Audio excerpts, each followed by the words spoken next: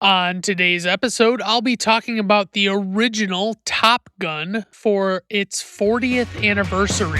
If you're looking for a man with no plans or programs, and he always leaves a chance to hold hands for romance. Are you looking for the Luke with an old man, a cold hands? It's a creature of the night who heads for his spotlight. I'm here to welcome you to Brandon at Random Reviews. No method when I choose. It's Brandon at Random Reviews. Yeah.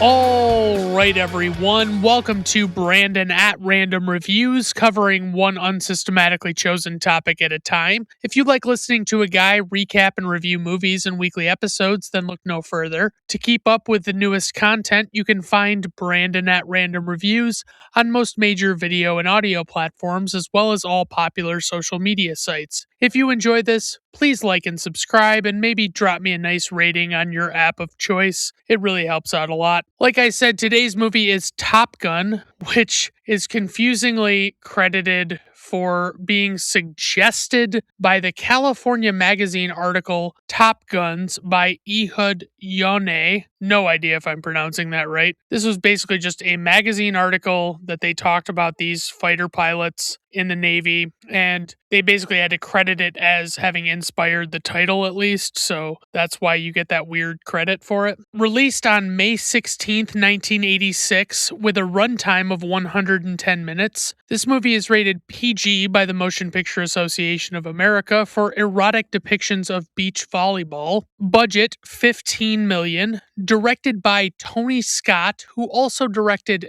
Domino. I really enjoyed Domino. It's a movie with Keira Knightley, and it's very stylized, I want to say, if I recall correctly. I don't remember it that well, but I remember liking it. And honestly, it's very visual. It's kind of like shot with an Instagram filter on it, kind of. That's what I remember about it, at least. He also did a movie called Unstoppable with Chris Pine and Denzel Washington, and I liked that one as well. I can't remember. I think it's like there's an explosive on a train in that movie, or there's a runaway train that has to be stopped, or both. Can't really remember for sure, but it was a solid movie. It was a definite good popcorn movie. And he also did True Romance, which I will definitely eventually cover, probably sooner rather than later on this podcast. This was a movie that was written by Quentin Tarantino, but I think he sold the script to make a little cash. He wasn't able to actually make it himself, and he wanted to be able to capitalize on his new popularity. I think it would have been, I can't remember what year that came out. I want to say maybe it was after Reservoir Dogs, but before Pulp Fiction. But I can't really remember for sure. But it's a solid movie, and it has a great cast. Really enjoyable, honestly. I really like it. For the writers, we have Jim Cash and Jack Epps Jr., who collaborate pretty frequently. They also worked on Anaconda together, which is one of the best snake-centric movies you'll ever watch, honestly. Jon Voight does a terrible Portuguese accent. Ice Cube's in it. J-Lo's in it. What more could you ask for, honestly? And I think Owen Wilson's even in that movie. They also wrote Dick Tracy, the movie from, I think, the early 90s. I don't know if that was late 80s or early 90s, with Warren Beatty. And honestly, there were a lot of big names in that movie. It was very popular when it came out. I seem to remember liking it okay, but honestly, it wasn't like it blew me away or anything. And last but not least, the one I had here was Turner and Hooch, which is a Tom Hanks movie about him and a dog. And I don't know at all what that movie is really about. I want to say, honestly, I don't even know. I want to say maybe he's a detective or something, but I honestly have no idea. For the composer, we have Harold Fallermeyer. He also did the score to the movie Beverly Hills Cop, which is a great score, very synth heavy, by the way. It's a very famous theme song in that movie, and I'm to gather that he's the one that made the theme song. He also did the theme song or the score to The Running Man with Arnold Schwarzenegger. They recently remade that movie, but I heard that the remake people didn't enjoy as much, even though they apparently adhered more to the source material, because I think that's a Stephen King book. And if it's not Stephen King, I apologize to whoever it actually is. I think it's like a short story maybe or something.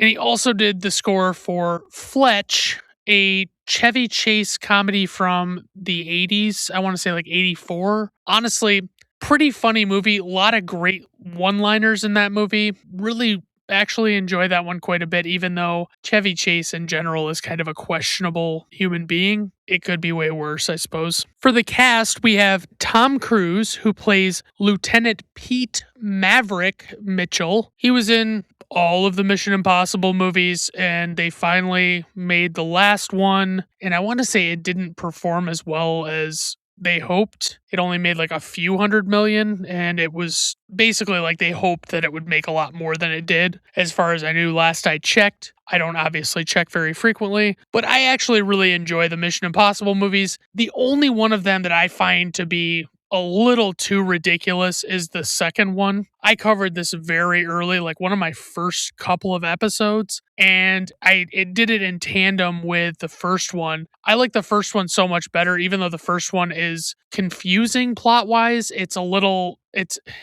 like some of that movie doesn't actually make any kind of sense, but the second one is just so over the top. It's directed by John Woo, and it's got all of his earmarks and things like that. He was also in A Few Good Men, the Rob Reiner movie. Rest in peace, Rob Reiner. Honestly, Tom Cruise is great in that movie, probably one of his best performances, but he'll always be overshadowed by the one and only Jack Nicholson, who is fucking phenomenal. And they were telling stories. I think Rob Reiner specifically was telling stories about how, like, when you're shooting scenes where you have to get a lot of reaction shots, basically the actors can get like fatigued or, like not put on as good of a performance if you're shooting just for reaction. And he said that like Jack Nicholson was just as phenomenal every take that they had to do. It was like he came with it 100% every time, and it was just as good each time he did it. And that's fucking amazing. I know I was supposed to be talking about Tom Cruise, but I love Jack Nicholson, so whatever. Tom Cruise was also in Minority Report, which was a futuristic movie from like the early 2000s. And I can't remember what it's like, I think the premise of that movie is like preventing crimes from happening that are like supposed to happen. It's some futuristic thing. I thought it was decent. I think maybe it was a little overrated for what it actually was. But again, like I'm not like a huge Tom Cruise fan. I don't hate him. I just don't think he's as great as a lot of people act like he is. Kelly McGillis plays Charlotte Charlie Blackwood. She was in the movie Witness with Harrison Ford, and I want to be clear, I think that's the only movie that she had listed that I had actually seen. She's not in a lot of other stuff, but Witness is a movie about, I think it's like a kid witnesses a murder or some kind of crime, and he has to go into witness protection, and Harrison Ford and a woman go with him into like an Amish community to hide. It's not a terrible movie. It's just a weird premise for a movie, I guess. She was also in The Accused, which I've heard of, but I actually have no idea what the fuck it is. I can't remember at all anything about it. And she was also in something called Made in Heaven, which also sounds familiar, but I still have no fucking idea what it is. And I want to be clear, she is one of the few people in this movie who could have been in the legacy sequel Top Gun Maverick from, I think it was 2022 when that came out. And honestly, she was not in that movie. I don't know if they didn't want her for it or if she turned it down or how that actually went. I never heard about that, but she was basically replaced by Jennifer Connelly, and subsequently the female part was like far less in that movie than it is in this one. Val Kilmer plays Lieutenant Tom Iceman Kazansky. He was in the movie Top Secret, which is one of these silly, over-the-top parody movies, and honestly, I don't remember what movie that was, or like series of movies that was supposed to be parodying, but I love Top Secret. He is so fucking good in it. There are so many great bits in that movie. I just fucking love it. And I wish I would have fucking discovered that, like watched that one when I was younger, because I was so into movies like that when I was younger. And I think I would have loved it. He was in the movie Tombstone, which is probably his most well-regarded role, maybe. He plays Doc Holliday in that. I previously covered it earlier this season. Go check that episode out, rate it, maybe give it 5 stars, and say something nice about it. Anywho,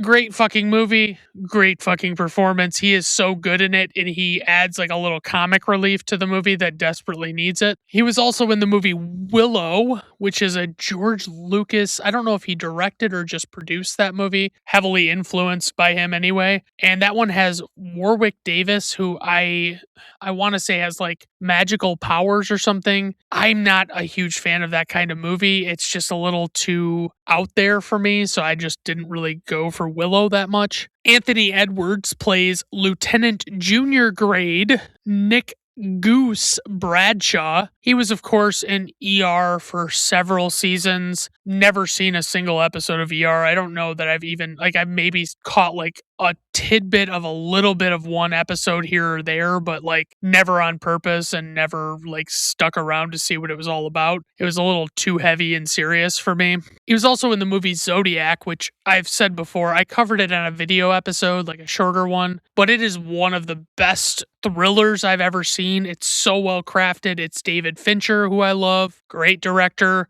It's got Jake Gyllenhaal, Robert Downey Jr., Mark Ruffalo. I mean, great fucking movie. So worth checking out. It's about the Zodiac Killer from the 1960s and 70s. And he was also in Revenge of the Nerds, which I think I saw when I was really young, and it didn't really resonate with me. I don't know if I saw it too late in my life or what, but I never really thought it was that funny, or maybe I just don't remember it and I didn't care enough at the time, but maybe I'll revisit that one someday, but probably not anytime soon. Tom Skerritt plays Commander Mike Viper Metcalf. He was in the movie Alien, which I also covered earlier this season. Really fun episode for me. I love Alien. It's a great sci-fi horror movie, probably one of the all-time great sci-fi horror movies that you can find. And he's really good in it. He plays, I think, the captain of the ship. I can't remember what his character's name is now, but anyway, he was also in a movie called Contact, which is also kind of sort of about aliens, even though you don't really see much for aliens in it. That one's got Jodie Foster. That one, all I can ever remember about that movie is there is one particularly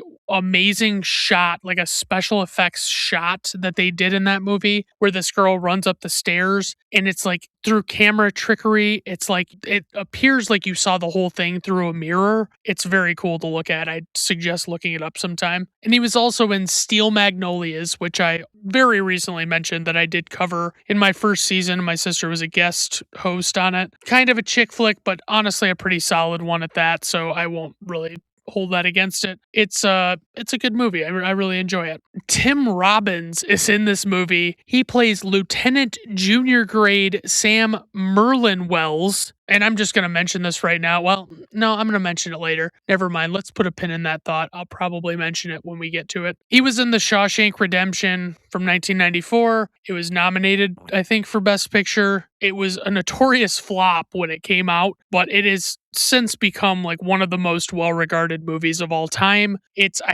Last I checked, I think it was top 5. It was like the top of the top 250 on IMDb for like best user rating. It has a staggeringly high rating, and if it's not first still, it's in the top 5 definitely. So if you've never seen that one, definitely check it out. He was also in Mystic River, which I still desperately need to go back and rewatch because I barely remember what happens in that movie. And he was in Howard the Duck, which is as terrible as you think it is. If you go to watch it, brace yourself for what is undeniably a terrible movie. Like, it is so campy and stupid. The humor is so dumb. It doesn't make any sense. It's just terrible. Like, I would have even liked it maybe if, from what I gather, like, I've never read any of the comic books that it's based on, but I gathered that the comic book character is much darker and more serious, and they made it into like a full blown comedy. And last but not least, we have Meg Ryan, who plays Carol Bradshaw.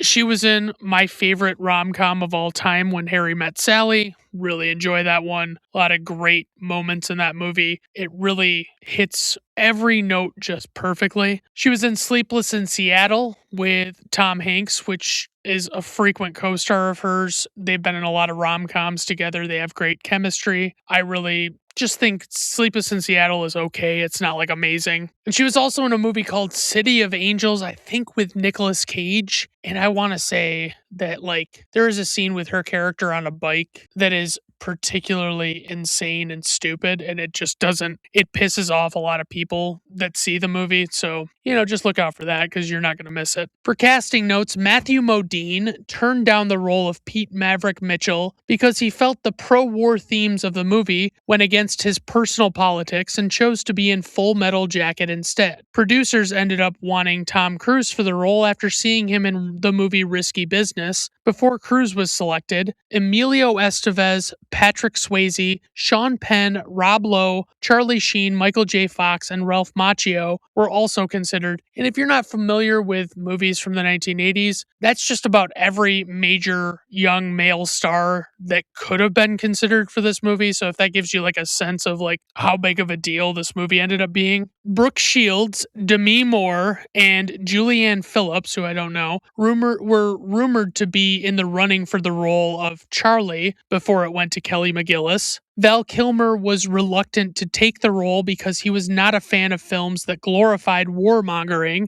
and he found the script silly, but he took it because he was under contract with the studio at the time. For the plot synopsis, a reckless Navy pilot balances a heated competition at an elite flight school with a blossoming romance while struggling to overcome the ghost of his father's past. For the tagline, I feel the need for speed. Yeah, I mean, honestly, that was the only one I was ever going to be. Whatever.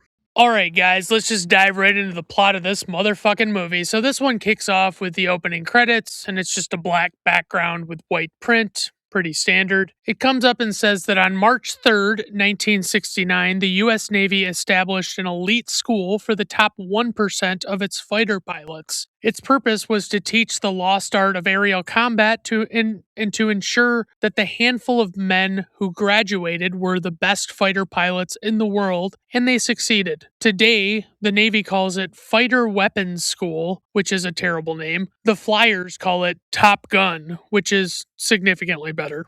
And it's strange to me that this is a Navy thing, even though it does kind of make sense, but I obviously always kind of associate fighter jets with the Air Force, like some kind of total dumb shit. As the credits keep playing, we see all of the different men who work with the fighter jets on top of an aircraft carrier getting the jets ready. As one of the jets takes off, one of the most important songs ever kicks in, which is of course Danger Zone by Kenny Loggins. It's so wild to me that these jets actually hook onto a cable when they're landing to stop them quicker, because obviously they don't have that much runway on an aircraft carrier. There are a lot of really cool shots in this sequence, and then it cuts inside the aircraft carrier where a man is talking to a team walking around, and all these men are looking at control panels and various gauges and radars, and it's explained that there are two pairs of pilots flying. One duo is Cougar and Merlin, who are played by John Stockwell and Tim Robbins, respectively. By the way, Tim Robbins is credited insanely high on IMDb for this movie. He's second only to Tom Cruise, and he's only in this for quite literally like 5 minutes. The other pair is Maverick and Goose, who are played by Tom Cruise and Anthony Edwards, respectively. Commander Tom Stinger, played by James Tolkien, is frustrated when he hears that Maverick and Goose are up there because, spoiler alert, they have been known to get into some shenanigans. And that feels like such a movie thing. Of course, I say this as a lifelong civilian who has never served in the military at all, and would never stop shitting my pants if I were actually drafted or if it was even hinted that I would be. But it just kind of seems like these guys would not get very notorious for any of their immature antics before their superiors would shut it down with them and make sure they adjusted their attitude. But like I say, I have absolutely no idea. Maybe this kind of shit does happen in the military and I just don't know about it. The enemies have black jets with red stars on them, and it's heavily implied that with the Cold War setting of this movie that they're Russians, even though they don't specifically say it out loud. The two American jets communicate with each other very lightheartedly as they discuss the approach of an enemy bogey. In case you didn't know, in military aviation, a bogey is a radio brevity code for an unidentified aircraft or radar contact whose identity is unknown. This term originated in the British Royal Air Force and is based on a 16th century term for a frightening specter or ghost, which is believed to have been used because of a haunting or shadowy presence on a radar screen. And now that I think about it, it's probably the source of the term boogeyman, but that's not important right now.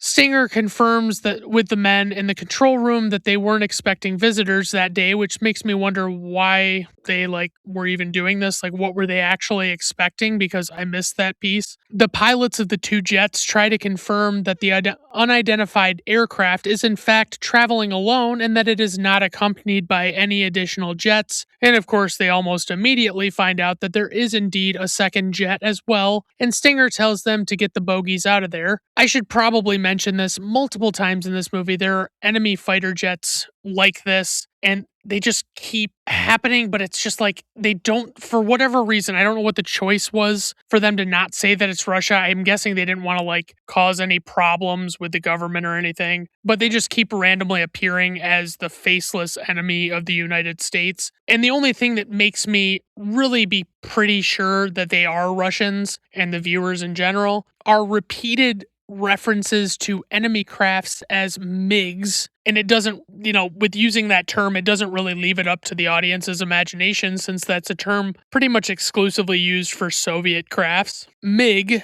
M-I-G, is an abbreviation for the Mikoyan-Gurevich Design Bureau, who designed the series of Soviet/Russian military fighter and Inceptor aircrafts in question. Maverick dictates to Merlin and Cougar in the other craft which of the two enemy jets he intends to go after, and begins his pursuit with Goose. The guys in each of the American jets are back-to-back, facing away from each other. The one in the front of the plane is the pilot and manages the actual flight of the craft, and I want to say weapons a little bit at least. And the guy in the back seat, who is called a Rio, manages everything else, including radar, some weapons, and maintaining a visual of the area behind the jet. Rio is an acronym for Radar Intercept Officer, by the way. The enemy jets go on the offensive against Merlin and Cougar begins expressing anxiety and frustration over the fact that he cannot shake the enemy who is tailing him. Initially, it seems like it's just some run-of-the-mill, hey, I might get killed by the enemy fighter jets today talk like we hear all the time on the regular, but it starts to turn into something that gets gradually more intense and panicked. And of course, Maverick is distracted with his own task as he locks onto his target, and the MiG just ends up fleeing the scene before he can fire. Back with Cougar and Merlin, the MiG that they were after and now is after them has been pursuing them and has managed to get them locked in their sights. They basically you can see the crosshairs, and they line up with the jet, and it locks on. But when they ask Stinger if they're allowed to fire at the MiG, he says that they're not allowed to fire unless they're fired upon, which frankly kind of sucks, because honestly, the missile lock should be a big enough act of aggression to justify firing upon them, but them's the rules, you know what I mean? It's politics, you can't do stuff like that, it's probably an act of war or whatever. Maverick finally locates them and watches from a distance as he assesses the situation with Goose, and obviously Cougar desperately wants him to act quickly and stop dicking around. Maverick points out that it seems as though the MiG is deliberately antagonizing them in order to try and force their preemptive reaction or just kind of piss them off. But because he realizes he's incapable of attacking as well, Maverick decides to get close to them and even inverts his jet so that he's upside down. And then, as he and Goose look down toward the MiG through their canopy, like the window, Maverick gives the enemy pilot the middle finger, and Goose takes a Polaroid of them while they're upside down. And for those of you who don't know what a Polaroid is, it was a type of camera that was invented by Edwin Land and debuted in 1948, which was way earlier than I would have expected. What's so special about a Polaroid camera is that it has a special self-developing film that produces an image in about 60 seconds after taking the picture, which would automatically dispense from the front after the picture was snapped. The original Polaroid camera developed pictures in a sepia tone, which is like that old-timey, like not quite black and white. It's got like that brownish hue to it. And later, these pictures also became available in color, but to be clear, there were other so-called instant cameras, but Edwin Land's version streamlined the design and made it more user-friendly for the public, and it became pretty popular.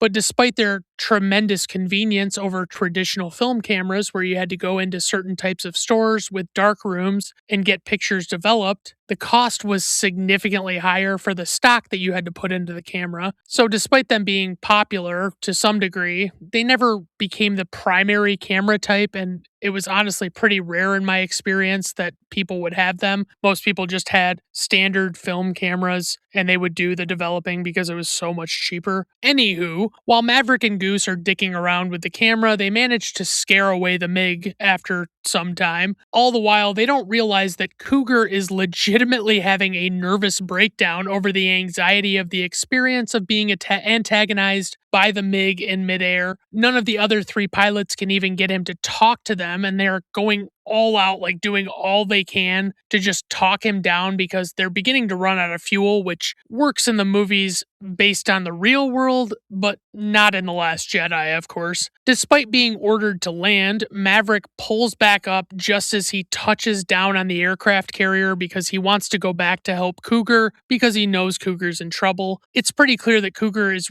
really fucking going through it as he looks at a picture of who I assume are his wife and kids, and they're just like hanging in the cockpit, and he struggles pretty heavily to land safely as he wobbles his way onto the runway and seemingly damages his landing gear before coming to an abrupt stop. It cuts to Cougar afterward coming to see Stinger and telling him that it was much worse than it seemed because even though Stinger's like kind of under the impression that it was no big deal and these kinds of things happen and it was just some run-of-the-mill nervous breakdown, Cougar explains that he was very distraught and is thinking about his family more than ever, and so he just turns in his wings very unexpectedly to Stinger, which is basically like a badge for military people that fly fighter jets, I guess. Stinger is clearly surprised by Cougar's decision to leave, and as Cougar walks out, Maverick and Goose are both outside waiting, and they're not really sure what just happened. Cougar just thanks Maverick for what he did by helping him and safely getting him on the ground, and then the two of them go into Stinger's office as Cougar leaves. Stinger, of course, initially commends Maverick's bravery, but he almost immediately pulls that rug and switches over to chastising the two of them for their reckless behavior, and we get a little bit of exposition about what a loose cannon or wild card type Maverick tends to be, and there's even mention of his father having had problems as well, but I'm sure his dad won't come up too much later. Stinger mentions that Maverick has repeatedly faced disciplinary action in the past and that he should have landed the plane because it was not his decision to make when he decided to just go back to get Cougar. But Stinger begrudgingly informs them that against his better judgment, he's sending them to Top Gun because even though Cougar would have been going, he just turned in his wings. Maverick and Goose are very excited by this news, of course, and in no way feel like they didn't fully earn this honor for some reason.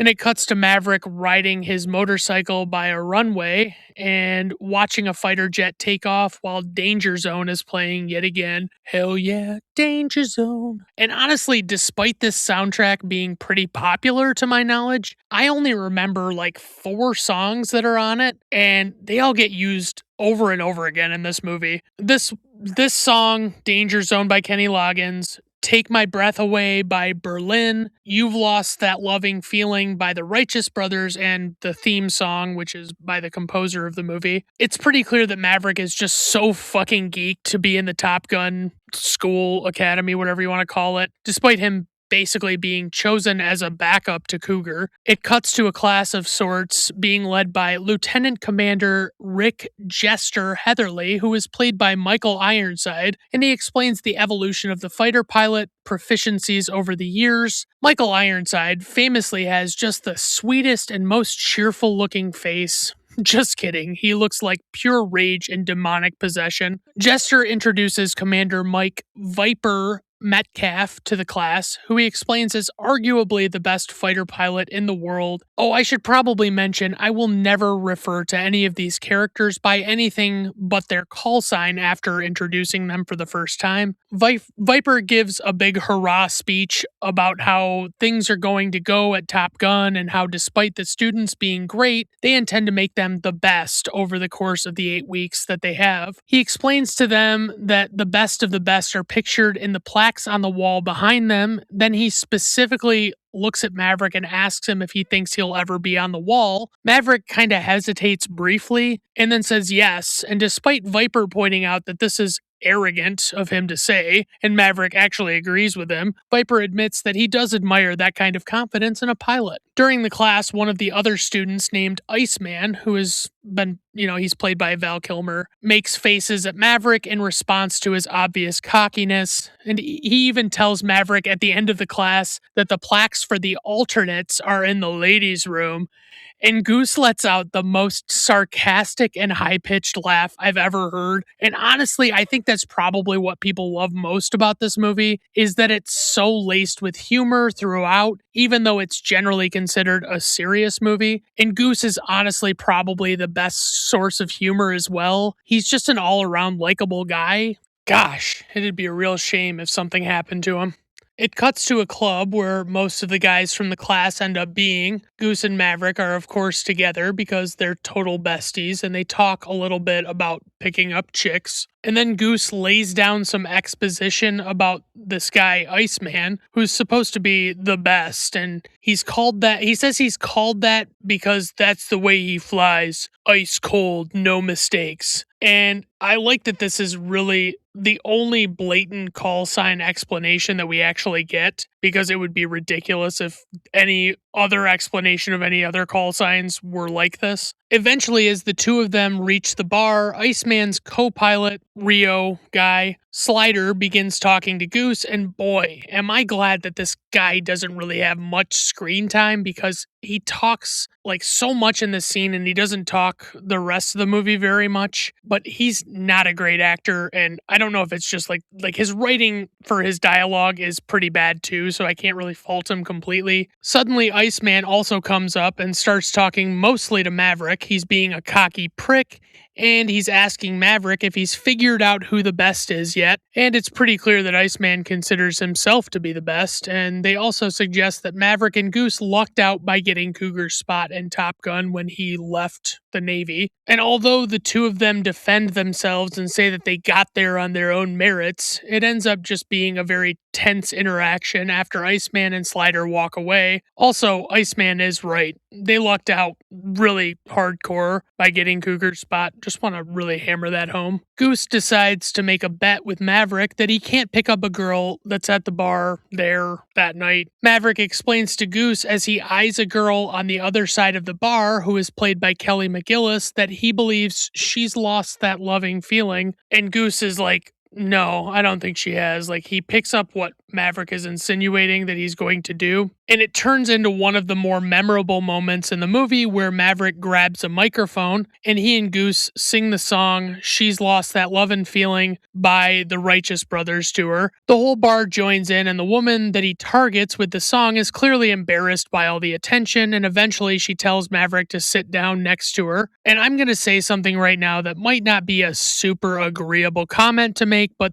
1986 Tom Cruise would never have to go to such lengths to pick up any woman in a bar anywhere from what I gather, especially if he's in a uniform, which is like a notorious thing that a lot of women like. Like, don't get me wrong, it's great that he's into such big gestures, but he really doesn't need to work that hard, I don't think. Anyway, the two of them talk briefly, and he reveals that he's a pilot in the Navy, even though he's literally wearing a full uniform, so it's at least obvious that he's a military man. And we find out her name is Charlotte, but he explains that he's only done that thing with the song twice, and the first time he crashed and burned, but he thinks that the second one is going pretty well so far, but he'll let her know in the morning. Wink, wink. But she almost immediately tells him that her friends have arrived and that she's basically ditching him and isn't interested, but he does the right thing and doesn't give up after she clearly declines his advances, and he follows her into a women's bathroom. A women's bathroom. I said woman's. I feel like an idiot now. After she goes in there. But they both talk very flirtily, and it seems pretty clear that she's just shutting him down hardcore, but he's so persistent. Then the next day, while they're in a different class in an airplane hangar, it turns out that Charlotte is actually a civilian expert in fighter jets, and she's introduced to the group with the call sign Charlie. Of course, Maverick and Goose recognize her and have a visceral reaction to the realization of who she is.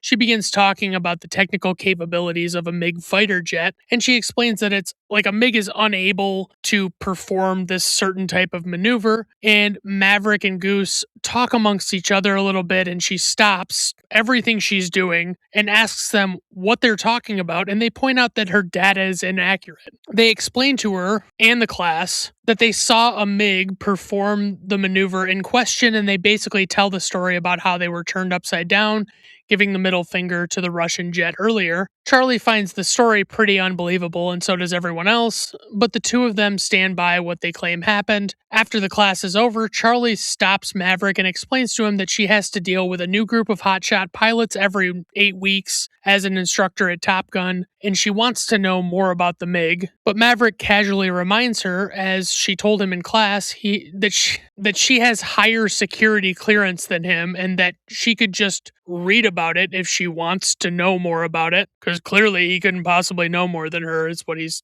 jokingly saying. After he walks away, he runs into Iceman, who gives him a bunch of crap, wanting to know who was covering Cougar while Maverick was showboating with the MiG, but Maverick simply says that Cougar was doing just fine at that time. So we get a pretty big flight training exercise, and it's explained that they're now officially keeping score of the cadets, or whatever the correct term is. I'm going to call them cadets. They explain that the fighter jets they will be using will be more sophisticated than they're used to. The exercise is basically that Maverick and Goose are being pursued by a much more versatile craft than they are in, which is flown by their instructor Jester, and they're trying to avoid being locked on by the targeting system. But as Maverick struggles to get away, he eventually abruptly hits the brakes in the jet, which seems like a pretty dangerous maneuver, and it elicits an annoyed reaction from Jester. But Maverick actually gets behind Jester's jet and eventually manages to lock onto him and pass the training, despite his methods not being really orthodox. Then in celebration, Maverick decides he wants to do a flyby of the control tower despite not needing to and not having permission to do so. And this is just one of those immature humor kind of things where Maverick just finds it funny to, cause a ruckus despite knowing the potential ramifications of those actions. And when they do the flyby in the jet, it causes the guy in the tower who denied them permission to basically just spill his coffee on himself. After the training is over, Maverick and Goose have another run-in with Iceman and Slider in the locker room, but it gets much more heated and confrontational this time. Iceman explains to Maverick that he's such a problem because he's dangerous out there when he's flying, and Maverick, of course, doesn't see anything wrong with what he does. But Jester interrupts them to bring Maverick and Goose up to an office where Viper is being yelled at for the flyby by the guy from the control tower, the guy that spilled coffee all over himself like an idiot. Viper pulls them into his office and immediately lays into them for their antics during the training.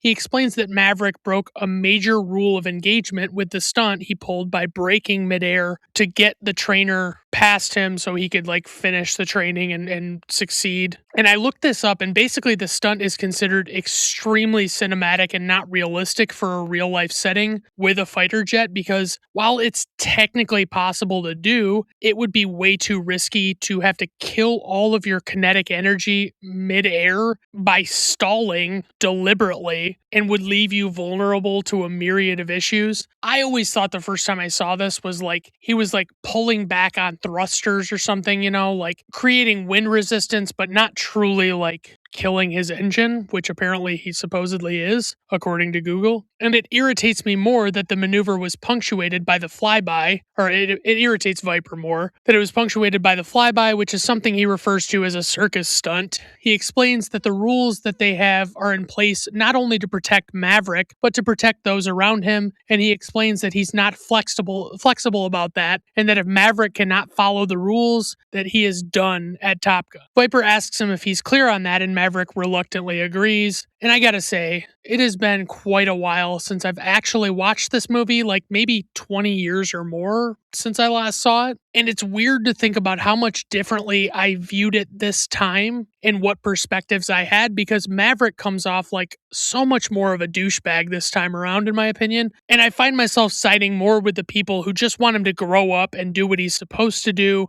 and use the talents that he has in a more sensible way. Honestly, they're right to criticize him because most of what he does puts them all at risk. Because when I was younger, of course, I thought Maverick was cool and funny and couldn't understand why all of these stuffy jerks couldn't just let him do what he wants to do and let stuff go and stop being such fucking hard asses about everything. So anyway, Goose half-heartedly makes a comment to Maverick about how he could just become a truck driver, and even though he's joking, really, it's pretty clear that he knows that the two of them are on pretty thin ice. It cuts to Viper talking to Jester, and they basically discuss the merits of Maverick's abilities against his immaturity, and if he would really be someone they wanted up in the air with them, given that he's such a wild card. And you don't really get an answer in this moment, but you know that they kind of like are thinking about it seriously. It's not like a no-brainer for them. Goose comes by to see Maverick after he's been having trouble sleeping, and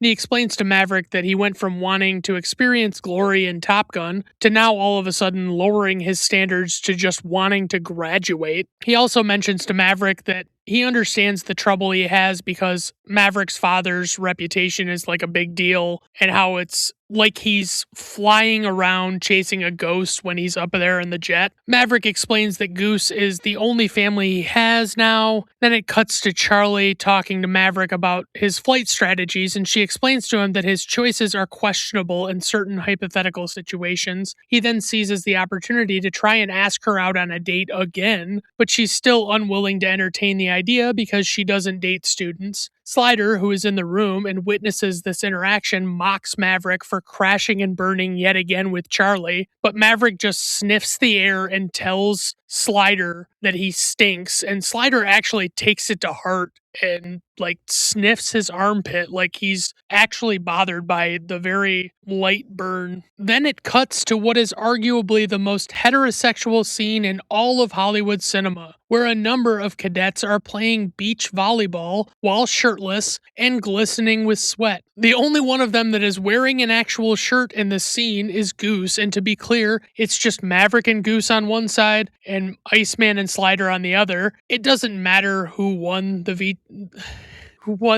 volleyball match, because it seems like they all just had a lot of fun, Maverick abruptly takes off despite Goose pleading with him to pop that shirt off again and play another game, but Maverick insists that he has something to take care of as he takes off on his motorcycle, and the song Take My Breath Away by Berlin begins playing. And I find this so perplexing because he just goes to Charlie's house, and I don't know initially if he's completely uninvited or if there was some subtle thing that went on in the last scene with the two of them that I missed, but I really don't think so. Like, I think he just goes her, like, how does he even know where her house is? So he enters Charlie's house when he gets there, and while she's getting things around, he tells her that he's just going to go take a quick shower if she doesn't mind, but she tells him that she actually does mind, because honestly, that's a pretty weird thing to do the first time going to a woman's house when you're romantically interested in her. Like, oh yeah, I'll just hop in the shower real quick. I'm really sweaty from playing beach volleyball with the guys. The two of them go outside and have some drinks, and they talk, and she explains that she's advancing in her career and that she might not be at the academy that much longer, which seemingly opens up the possibility that the two of them really could bone if she actually wanted to. Clearly he does. And of course, the whole interaction is very flirty, and I'm just going to say it. Kelly McGillis is very good looking, but this Charlie character is not as interesting as this movie seems to think she is. Like, she's okay, but I just don't get why he's so enamored with her, because she doesn't even seem particularly interested in me. Like, to me, it's just, she's not very interesting at all. Like, she's just not that great. And my theory is that her character was written by a dude, and so she behaves more like a guy than a woman, and even talks more like a guy, in my opinion. But maybe now that I thought that, I'm just projecting and just seeing it where it's not really there. I don't know. Eventually, their conversation turns to her asking him what happened to his father. He explains to her that no one quite knows for sure, or at least he doesn't, but he supposedly disappeared in an F4 in November of 1965. But Maverick says that he doesn't believe the story, that his father somehow screwed something up and that caused his disappearance, because he knows that his dad was a great pilot. But he doesn't really say what he's basing that on at all, so it's kind of hard to really trust his opinion. And he makes it clear that he has never learned the full story because so much of the information is technically classified and he's not privy to all of it. So he clearly knows that somebody must know what really happened, and it would be really wild if he happened to already know somebody who could tell him the entire story about what happened to his dad later on in this movie. Take My Breath Away kicks back in again, and he stands up and she asks him where he's going, and he says he's going to take a shower, and she's clearly much more into him than she was before. Eventually they run into each other in an elevator at the academy the next day or whenever later, and she explains to him that despite her increased interest in him, she still has a job to do there. And eventually he holds the elevator for a moment, and in a very tense moment, he tells her that he's glad that they got that straight, and it seems like they were about to kiss in this moment, but again, he just walks away and doesn't actually do anything, and it's like, bro, you gotta go for it. You should be boning on the floor of that elevator right this fucking second. It cuts to Maverick and Goose at an airport where Goose's wife and children are arriving by airplane, and I do feel as though I take for granted the fact that I know Goose has a wife and kids because I've seen this before, but I do feel as though they do a bad job of establishing that before this moment, and it feels like they sort of blindside you with it here, but maybe they casually mentioned it previously and I didn't catch it. It just wasn't very present in those, like it wasn't prevalent, I guess is the word I'm looking for. Goose's wife is named Carol. She's played by America's future sweetheart, Meg Ryan, and she immediately mentions to Maverick that Goose told her about how Maverick is in love with his instructor, which she clearly wasn't supposed to tell Maverick that she knew about, but also Maverick is a total dumb fuck if he knew Goose had a wife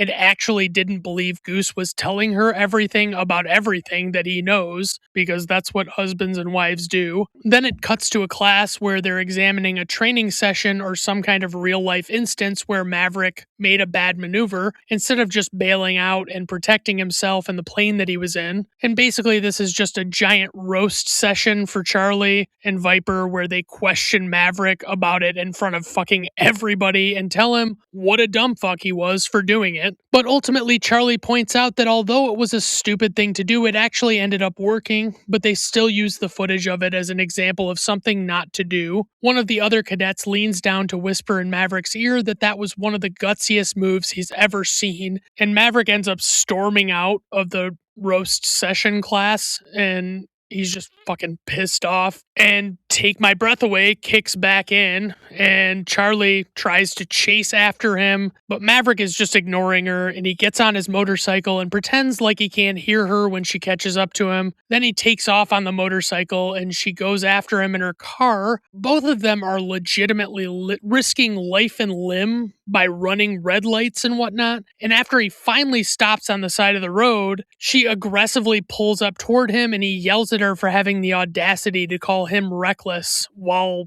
she's driving like that. And I'm like, hey, buddy, she can be reckless, and that doesn't negate your recklessness. Like, that doesn't mean you're not a reckless person, but okay. She finishes her thought from earlier by explaining that her assessment of his performance was spot on, but she held back the other thought that she had in class, which is that she sees some real genius in his flying. But she explains that she couldn't actually say that in the class because she was afraid everyone would just see right through her and realize that she had fallen for him. But honestly, it just seems like everyone at the academy would know about this if it was going on, because they don't do a particularly good job of keeping it a secret, in my opinion. And as Charlie reveals this thing about falling for him, his face softens and he fucking grabs her face and kisses the ever-loving shit out of her. And of course, it proceeds into one of the more memorable romantic sequences in any movie ever. But of course, I remember the parody version of this scene better from the movie Hot Shots, where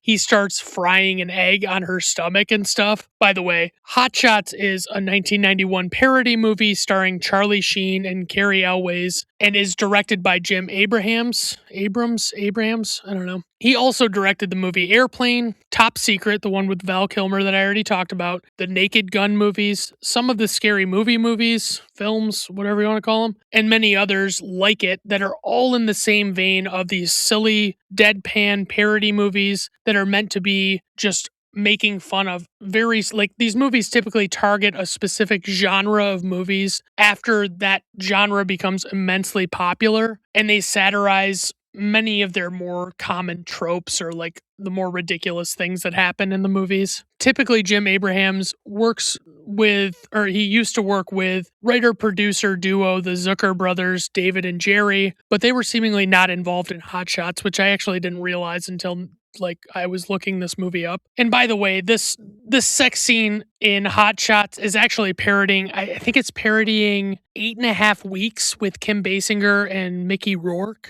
I want to say that's the movie, and I want to say that's who's in it, but I can't fucking remember because I've never seen it. She wakes up the next morning and he's already gone and has left her a note, and she's really fucking smiling about it. Then we see Maverick and Goose in uniform walking out to their fighter jets, and Slider points out that Iceman just keeps winning. Jester comes over the radio and explains that Iceman is in first place in the running for Top Gun. Maverick is just 2 points behind him and in second place. And as they get up in the air, they're surprised to hear that Viper is actually up there with them as one of the trainer pilots. And of course, this heightens the intensity because he's the head honcho. He's the one that they established as like this great pilot or whatever. Fun fact, head honcho comes from the term hancho, which is Japanese for squad leader, and was adopted by American servicemen in Japan after World War II. Although Maverick is supposed to be covering another pilot named Hollywood, he opts to just break off and pursue Viper when he sees him. He's just so tempted by what a holy grail that would be if he could get Viper. Of course, Hollywood tries to tell Maverick not to do this, and so does Goose, but Maverick doesn't want to listen because he wants to show up Viper, and realistically there is just no way this could blow up in his face, so why not just do it, you know? But once they get within range of Viper, it seems pretty clear that Viper just wants Maverick to pursue him. He was counting on this, but Jester suddenly comes up right behind Maverick while he's distracted and locks onto him and knocks him out of the training. And basically that's the way, all they have to do is lock on target with them. And once they officially lock on target, that is eliminating them. Obviously, they're not going to fire on them. Afterward, Jester comes by the locker room and tells Maverick that his flying was brilliant, but that he should never leave his wingman, and that's why he failed. As Jester walks away, Iceman is there, and he begins lecturing Maverick about being dangerous again, and points out that although his flying is good, his decision-making is unsafe and foolish. Goose points out that Jester actually managed to knock out Iceman before Maverick, so they're still in the running, and it didn't knock them out completely, but Maverick is still kicking himself for his reckless decision. But it's hey man, don't get down on yourself. It's not literally every single other person there was telling you not to do it or something. Then it cuts back to what I guess is a restaurant or a bar where Maverick, Charlie, and Carol are hanging out and talking while Goose is playing the piano with his kids. Carol reveals to Maverick that Goose always tells her about Maverick's escapades with all of these attractive women, while Charlie just sits there in amusement listening. Maverick gets embarrassed and walks away to join Goose in singing at the piano, and Carol points out to Charlie that she adores Maverick, and that if Charlie has any sense, she has to realize that Maverick is off the market because he's so in love with Charlie. And honestly, during this scene, I love Carol and Goose so much. They're such a likable couple and have much more enjoyable personalities than Maverick and Charlie, in my opinion. Carol calls out to Goose and says, "Take me to bed or lose me forever," while doing a silly voice. And I just hope something horribly tragic doesn't happen to one of them anytime soon. It cuts to Maverick and Charlie on a date, and they're seemingly having a good time. And at the end of the scene, Charlie says to Maverick, "Take me to bed or lose me forever."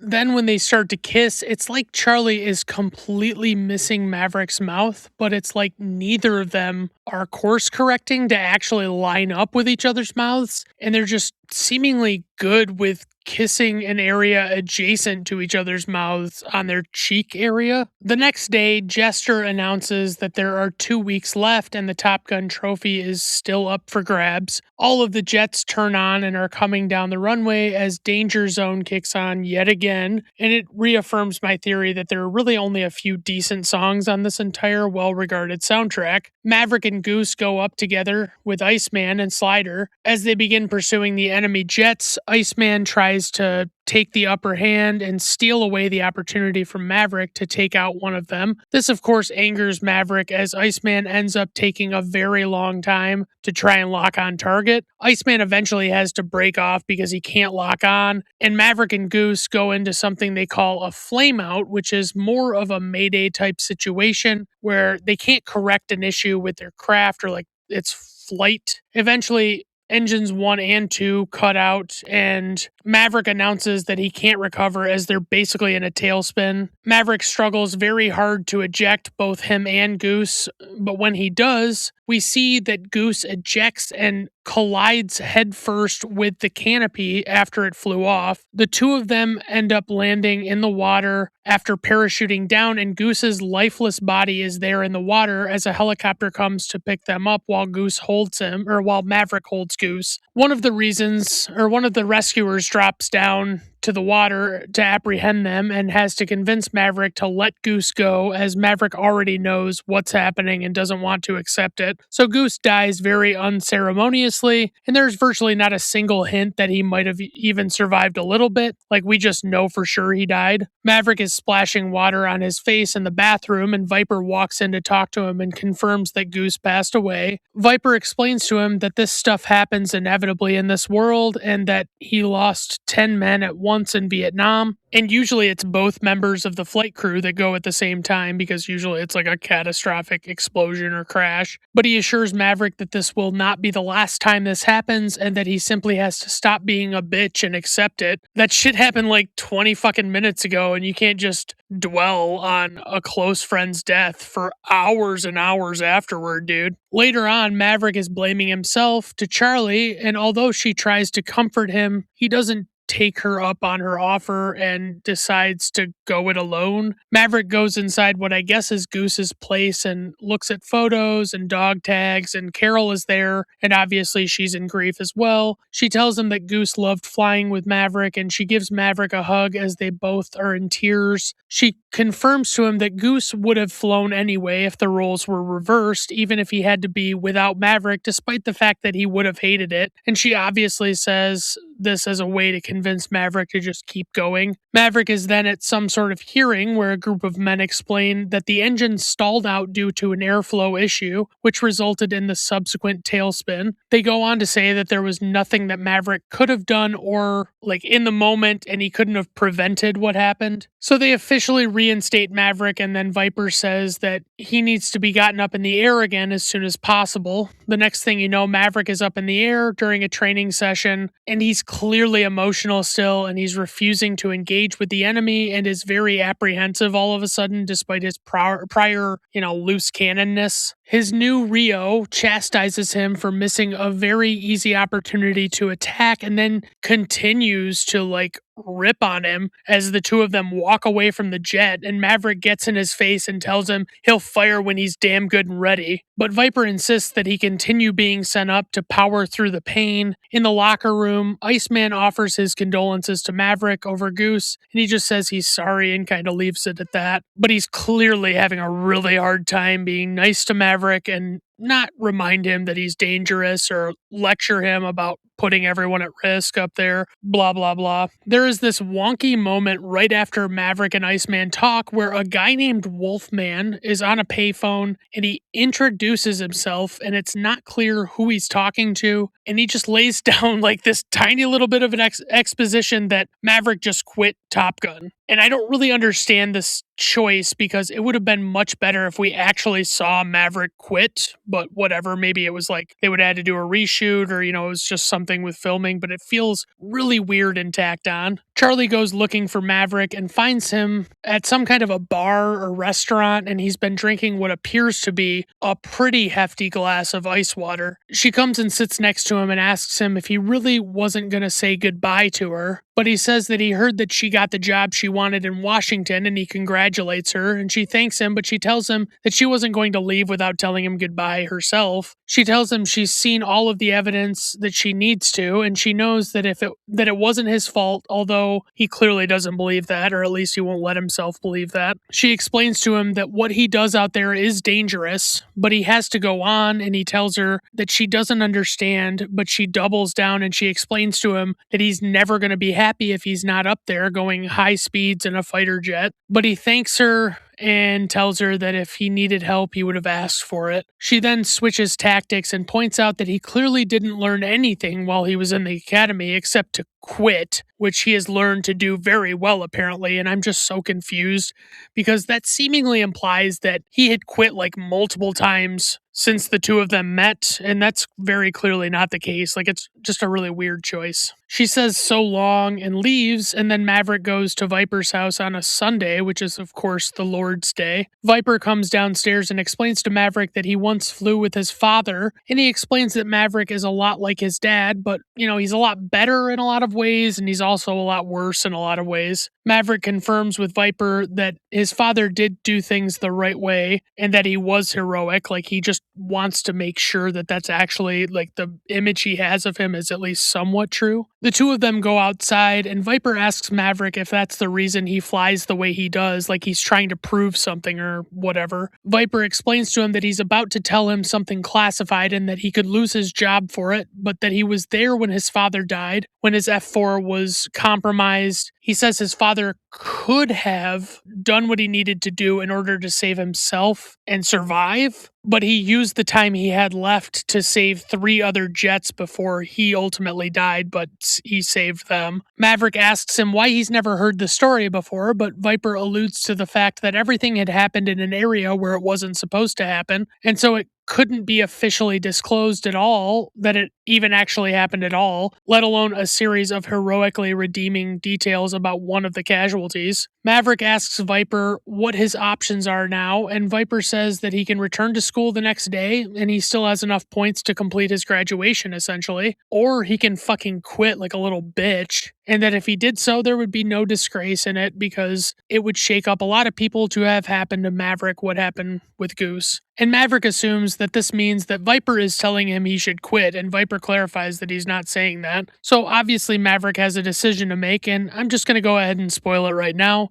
He does go back to Top Gun after he realizes he can't just be done like this. I mean, obviously there was no way that wasn't going to happen. Sure, he does a little bit of reflecting that night, like after talking to Viper, and he realizes that he just wishes he knew how to quit Top Gun. We see the graduation, and Maverick shows up afterward and congratulates Iceman and Slider, who apparently won the top spot. Viper suddenly reveals that some of the men who were there, who just graduated, have to be departing immediately, as they just got word that there is a crisis situation going on. He summons Iceman, Slider, Hollywood, and Wolfman. Then they also call Maverick's name. Viper explains to Maverick that he will get his Rio when he returns, but if he doesn't, he should give Viper a call because Viper would be happy to fly with him. It cuts to 24 hours later in the Indian Ocean. The pilots are being briefed by Stinger on the fact that communications with a ship called the SS Layton had become disabled and the ship has wandered into foreign territory. He explains that their mission is to give air support to that rescue, and then if they witness hostiles in that area, that they are to return fire. fire. He explains that the enemy has dangerous weapons that can be fired from long range and that this is no longer training and this is the real deal. As Stinger gives the roles to each of the individual men, he relegates Maverick to backing up the primary pilots. Iceman approaches Stinger after the fact and points out that he's not making anything personal, but he's concerned about Maverick, and Stinger tells him that he knows what he's trying to say, but that he should just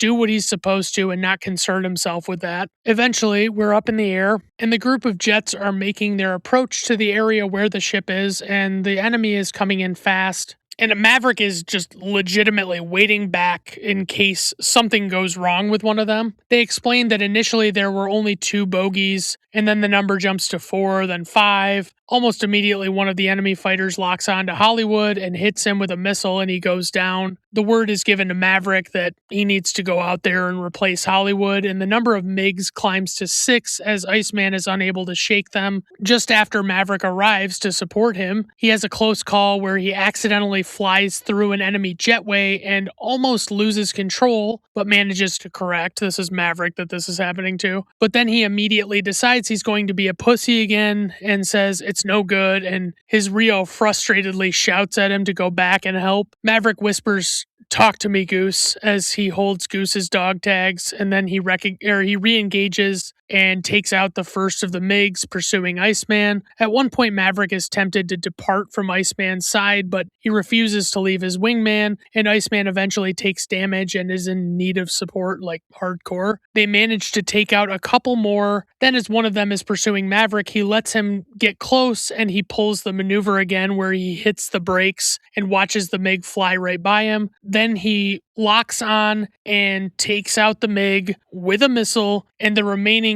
2 bogeys flee the scene. As Maverick returns to the carrier, he is in good spirits and elects to do another unauthorized flyby, but this time I don't think we're going to hear about him being disciplined for it for some reason. As Maverick gets off the plane, everyone is cheering for him and he hugs everybody, and Iceman stops him and tells him that he's still dangerous, but he also says that he can be his wingman anytime, and Maverick says, "Bullshit, you can be mine." Afterwards, Maverick somberly reflects as he holds Goose's dog tags in his hands, and he tosses them into the ocean without even seeing if maybe Carol might have wanted them. Stinger comes by and sees Maverick and asks him what it feels like to be on the cover of every newspaper in the English-speaking world, despite the enemy having denied the whole thing. Stinger mentions that Maverick now has the choice to go anywhere in the world, and Maverick says that he has thought about being an instructor at Top Gun, and Stinger says, "God help us," which is also not a very exciting choice and is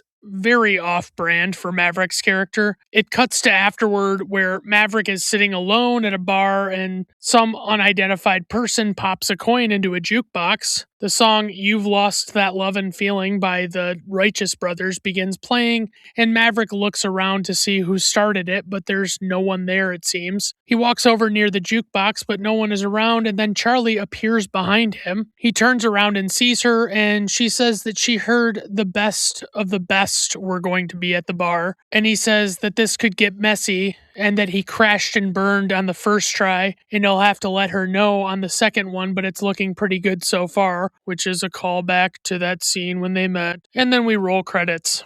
Alright, so trivia for this movie. Stunt pilot Art Scholl was killed during the production of the movie, age 54. He died when his Pitts S2 camera plane failed to recover from a flat spin and plunged into the Pacific Ocean. Scholl's last words over the radio were, "I have a problem. I have a real problem." The exact cause of the crash was never determined, and neither the aircraft nor Scholl's body were ever recovered. The film is dedicated to him. Charlie's older man date at the Officers Club is the real-life Viper, Pete Pettigrew. He is a retired Navy pilot. He was a Top Gun instructor, and he shot down a MiG during the Vietnam War. He served as a technical consultant on the film. So maybe I was wrong thinking that just because those, were the Soviets involved in Vietnam? Now I feel like a total idiot. Anyway, both I feel like an idiot for not knowing the MiG thing, and I feel like an idiot for not knowing for sure if the Soviets were somehow involved in the Vietnam War. When the students are being briefed by Charlie in the hangar, Maverick explains that he gave the bird to a MiG. She asks how he saw the MiG up close, and he says that he was flying inverted. Right then, Iceman coughs and says bullshit at the same time. time, and the guys laugh. The bullshit line was ad-libbed by Val Kilmer,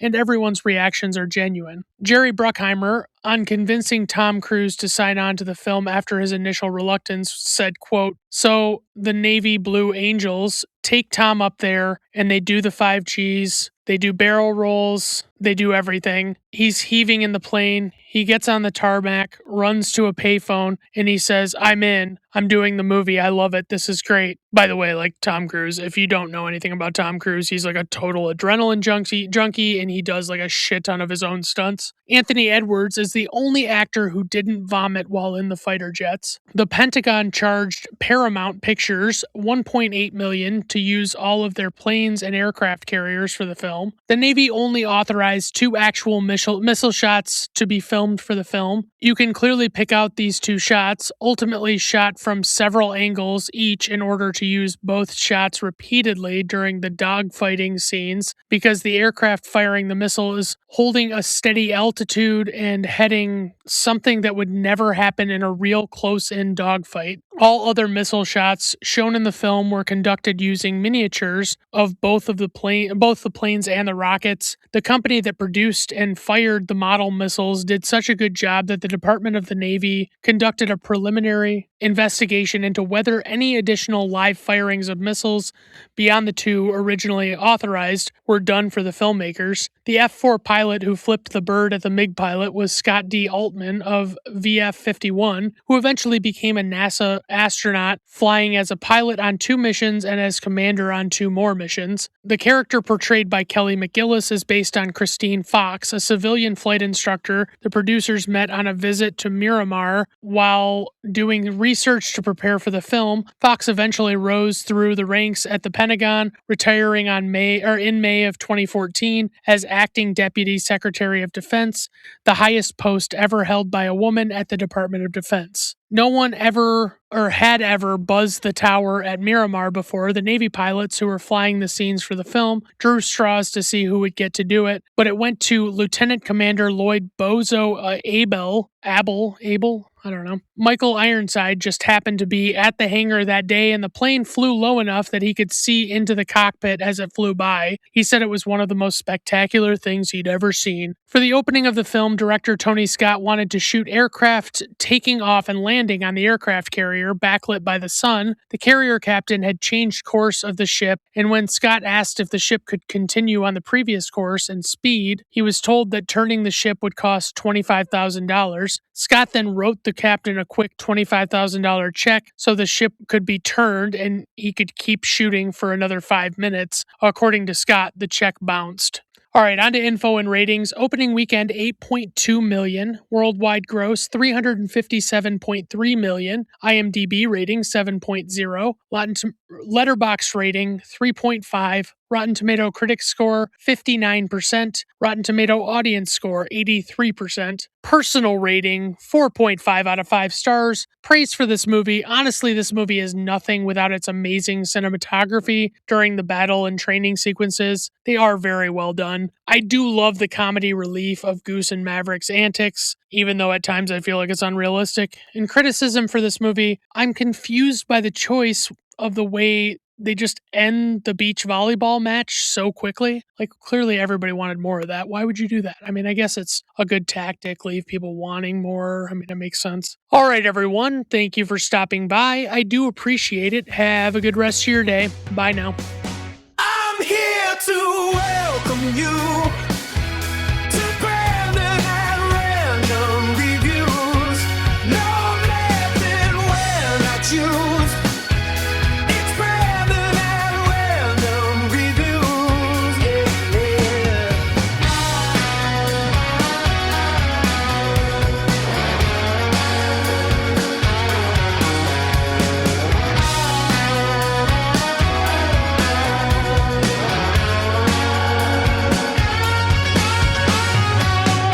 What you hope to and see, he's had